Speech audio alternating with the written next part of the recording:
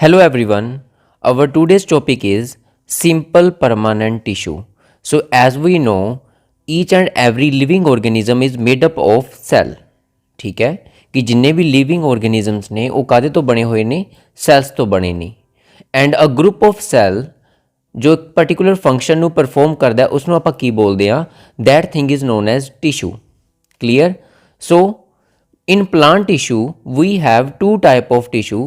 One is meristematic tissue and other one is permanent tissue. Clear?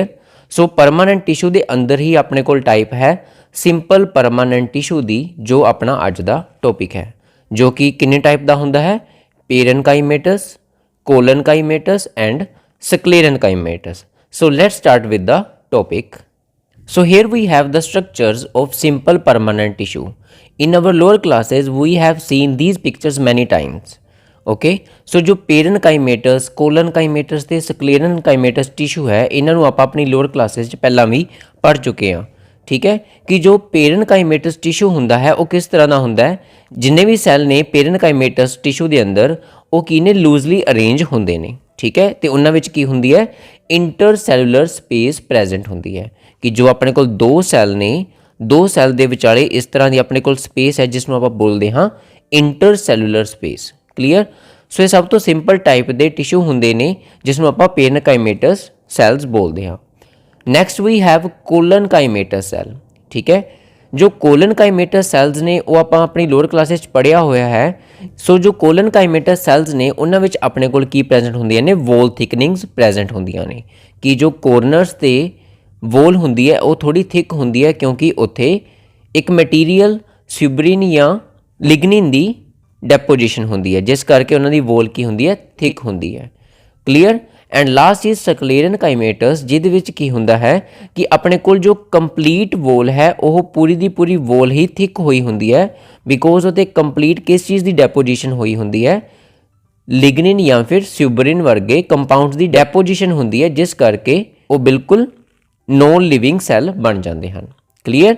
ਸੋ ਇਸ ਤਰ੍ਹਾਂ ਆਪਣੇ ਕੋਲ ਤਿੰਨ ਟਾਈਪ ਦੇ ਸੈੱਲ ਹੁੰਦੇ ਨੇ ਬਟ ਜੋ ਅੱਜ ਆਪਾਂ ਇਹਨਾਂ ਦੀ ਸਟਰਕਚਰਸ ਦੇਖਾਂਗੇ ਉਹ ਆਪਾਂ ਓਰੀਜਨਲ ਸਲਾਈਡਸ ਤੋਂ ਦੇਖਾਂਗੇ ਕਿ ਜੋ पेरनकाइमेटस कोलनकाइमेटस ਅਤੇ ਸਕਲੇਰਨਕਾਈਮੇਟਸ ਸੈੱਲ ਨੇ ਉਹ ਐਕਚੁਅਲ ਦੇ ਵਿੱਚ ਕਿਸ ਤਰ੍ਹਾਂ ਦੇ ਦਿਖਦੇ ਨੇ ਤੇ ਨਾਲ ਦੀ ਨਾਲ ਇਹਨਾਂ ਦੇ ਬਾਰੇ ਸਟੱਡੀ ਕਰਾਂਗੇ ਕਿ ਇਹਨਾਂ ਦੇ ਕੀ ਫੰਕਸ਼ਨ ਹਨ. So let's start with the actual slide. So here we have transverse section of leaflet. So ਇੱਥੇ ਆਪਣੇ ਕੋਲ ਇੱਕ ਐਨਾਟੋਮਿਕਲ ਸਟਰਕਚਰ ਹੈ ਲੀਫਲੈਟ ਦੀ ਜਿਹਦੇ ਵਿੱਚ ਆਪਣੇ ਕੋਲ ਡਿਫਰੈਂਟ ਕਾਈਂਡ ਦੇ ਜੋ ਸੈੱਲਸ ਨੇ पेरनकाइमेटस ਤੇ ਸਕਲੇਰਨਕਾਈਮੇਟਸ ਟਾਈਪ ਦੇ ਸੈੱਲ ਪ੍ਰੈਜ਼ੈਂਟ ਨੇ. ਸੋ ਉਹਨਾਂ ਨੂੰ ਆਪਾਂ ਸਭ ਤੋਂ ਪਹਿਲਾਂ ਸਟੱਡੀ ਕਰਦੇ ਹਾਂ. ਕਲੀਅਰ? ਸੋ ਜੋ ਆਪਣੇ ਕੋਲ ਇੱਥੇ ਸੈੱਲ ਪ੍ਰੈਜ਼ੈਂਟ ਨੇ ਇਹ ਵਾਲੇ the cell of hypodermis all these cells are sclerenchymatous in nature. ਠੀਕ ਹੈ?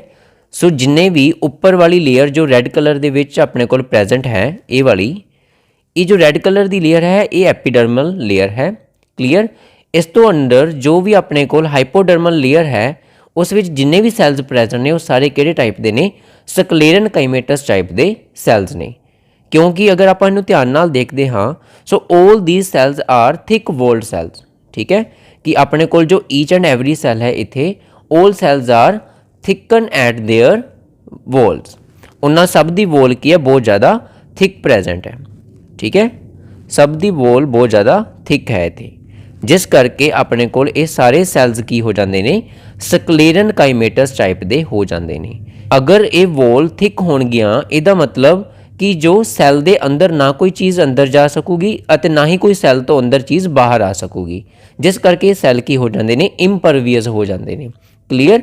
ਸੋ ਜਿਹੜੇ ਸੈੱਲ ਇੰਪਰਵੀਅਸ ਨੇ ਉਹ ਸੈੱਲ ਕੀ ਹੁੰਦੇ ਨੇ ਆਪਣੇ ਕੋਲ ਡੈਡ ਹੁੰਦੇ ਨੇ. ਸੋ ਸਕਲੇਰਨਕਾਈਮੇਟਸ ਆਰ ਡੈਡ ਸੈੱਲ ਬਿਕੋਜ਼ ਇਹਨਾਂ ਦੀ ਸਾਰੀ ਵੋਲ ਕੀ ਹੁੰਦੀ ਹੈ ਥਿਕ ਹੁੰਦੀ ਹੈ ਜੋ ਕਿ ਲਿਗਨਿਨ ਦੇ ਨਾਲ ਥਿਕ ਹੋਈ ਹੁੰਦੀ ਹੈ. ਕਲੀਅਰ? ਸੋ ਜਿਸ ਕਰਕੇ ਇਹ ਇੰਪਰਵੀਅਸ ਹੋ ਜਾਂਦੀ ਹੈ ਕੋਈ ਵੀ ਮਟੀਰੀਅਲ ਇਹਨਾਂ ਦੇ ਸੈੱਲ ਦੇ ਅੰਦਰ ਨਹੀਂ ਜਾ ਸਕਦਾ ਅਤੇ ਨਾ ਹੀ ਕੋਈ ਮਟੀਰੀਅਲ ਇਸ ਤੋਂ ਬਾਹਰ ਜਾ ਸਕਦਾ ਹੈ ਜਿਸ ਕਰਕੇ ਇਹ ਸੈੱਲ ਕੀ ਹੋਣਗੇ ਡੈਡ ਹੋਣਗੇ. ਸੋ ਮੇਨਲੀ ਇਹਨਾਂ ਦਾ ਜੋ ਫੰਕਸ਼ਨ ਹੈ ਉਹ ਇਹੀ ਰਹੇਗਾ ਕਿ ਇਹ ਸਪੋਰਟ ਪ੍ਰੋਵਾਈਡ ਕਰਦੇ ਨੇ. ਠੀਕ ਹੈ?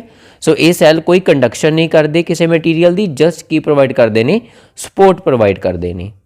ਨੈਕਸਟ ਆਪਾਂ ਗੱਲ ਕਰਦੇ ਹਾਂ पेरनकाइमेटस टाइप सैल्स की। सो जो अपने कोल ये वाला पोर्शन है ਇਹ ਸਾਰਾ ਹੀ ਕਿਹੜੇ ਟਾਈਪ ਦੇ ਸੈਲਸ ਦਾ ਬਣਿਆ ਹੋਇਆ ਹੈ? ਇਹ ਸਾਰਾ ਪੋਰਸ਼ਨ ਆਪਣੇ ਕੋਲ ਪੈਰੇਨਕਾਈਮੇਟਸ ਟਾਈਪ ਦੇ ਸੈਲਸ ਦਾ ਬਣਿਆ ਹੋਇਆ ਹੈ। ਅਗਰ ਇਸ ਨੂੰ ਆਪਾਂ ਧਿਆਨ ਨਾਲ ਜ਼ੂਮ ਕਰਕੇ ਦੇਖਦੇ ਹਾਂ ਤੇ ਆਪਾਂ ਨੂੰ ਇੱਥੇ ਇੰਟਰਸੈਲੂਲਰ ਸਪੇਸ ਆਸਾਨੀ ਨਾਲ ਦੇਖਣ ਨੂੰ ਮਿਲ ਸਕਦੀ ਹੈ। ਠੀਕ ਹੈ, ਸੋ ਇਹ ਸਾਰੇ ਸੈਲਸ ਕੀ ਨੇ? ਆਪਣੇ ਕੋਲ ਪੈਰੇਨਕਾਈਮੇਟਸ ਟਾਈਪ ਦੇ ਸੈਲਸ ਨੇ ਜਿਨ੍ਹਾਂ ਦੇ ਵਿਚਕਾਰ ਇੰਟਰਸੈਲੂਲਰ ਸਪੇਸ ਪ੍ਰੈਜ਼ੈਂਟ ਹੈ। ਕਲੀਅਰ? ਸੋ ਇਹ ਸੈੱਲ ਕਿਉਂਕਿ ਮਟੀਰੀਅਲ ਨੂੰ ਆਪਣੇ ਅੰਦਰੋਂ ਆਣ ਜਾਣ ਦਿੰਦੇ ਨੇ, ਮਤਲਬ ਪਰਮੀਏਬਲ ਸੈਲਸ ਨੇ। ਸੋ ਇਸ ਤਰ੍ਹਾਂ ਇਹ ਸੈੱਲ ਕੀ ਹੁੰਦੇ ਨੇ? ਲਿਵਿੰਗ ਸੈੱਲ ਬਣ ਜਾਂਦੇ ਨੇ। ਇਹ ਸੈੱਲ ਜਿੰਦਾ ਹੁੰਦੇ ਨੇ। ਕਲੀਅਰ? ਸੋ ਇਹ ਲਿਵਿੰਗ ਸੈੱਲ ਨੇ because they are permeable cell. ਉਹਨਾਂ ਦੇ ਮਟੀਰੀਅਲ ਅੰਦਰ ਆ ਵੀ ਸਕਦਾ ਹੈ ਤੇ ਉਹਨਾਂ ਦਾ ਮਟੀਰੀਅਲ ਅੰਦਰੋਂ ਦੂਸਰੇ ਸੈੱਲਸ ਦੇ ਅੰਦਰ ਵੀ ਜਾ ਸਕਦਾ ਹੈ, ਜਿਸ ਕਰਕੇ ਇਹ ਸੈੱਲ ਕੀ ਨੇ? ਪਰਮੀਏਬਲ ਨੇ। ਸੋ ਮੇਨਲੀ ਫਿਰ ਇਹਨਾਂ ਸੈਲਸ ਦਾ ਫੰਕਸ਼ਨ ਕੀ ਹੋ ਜਾਂਦਾ ਹੈ? ਮੇਨਲੀ ਇਹਨਾਂ ਸੈਲਸ ਦਾ ਫੰਕਸ਼ਨ ਕੰਡਕਸ਼ਨ ਹੋ ਜਾਂਦਾ ਹੈ। ਠੀਕ ਹੈ, ਕਿ ਉਹ ਮਟੀਰੀਅਲ ਨੂੰ ਇੱਕ ਸੈੱਲ ਤੋਂ ਦੂਸਰੇ ਸੈੱਲ ਦੇ ਵਿੱਚ ਭੇਜਦੇ ਨੇ। ਇੱਥੇ ਹੀ ਆਪਣੇ ਕੋਲ ਇੱਕ ਹੋਰ ਟਾਈਪ ਦੇ ਸੈੱਲ ਪ੍ਰੈਜ਼ੈਂਟ ਨੇ ਜਿਨ੍ਹਾਂ ਨੂੰ ਕੀ ਬੋਲਿਆ ਜਾਂਦਾ ਹੈ? ਪੈਲੀਸੇਡ ਸੈੱਲ ਬੋਲਿਆ ਜਾਂਦਾ ਹੈ, ਜੋ ਸਪੈਸੀਫਿਕਲੀ ਲੀਫ ਦੇ ਵਿੱਚ ਹੀ ਪਾਏ ਜਾਂਦੇ ਨੇ। ਕਲੀਅਰ?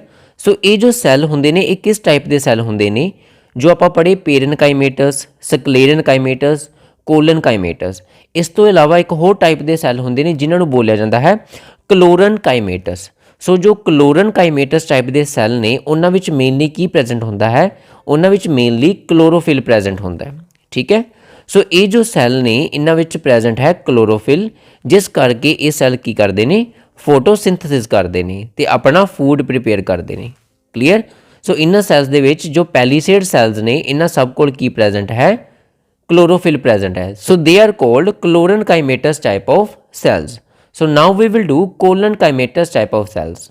So ਇੱਥੇ ਆਪਣੇ ਕੋਲ ਇੱਕ ਹੋਰ TS present ਹੈ ਜਿਸ ਦੇ ਵਿੱਚ ਆਪਾਂ colonchimatous type ਦੇ ਸੈੱਲ ਦੇਖਾਂਗੇ. ਕਲੀਅਰ?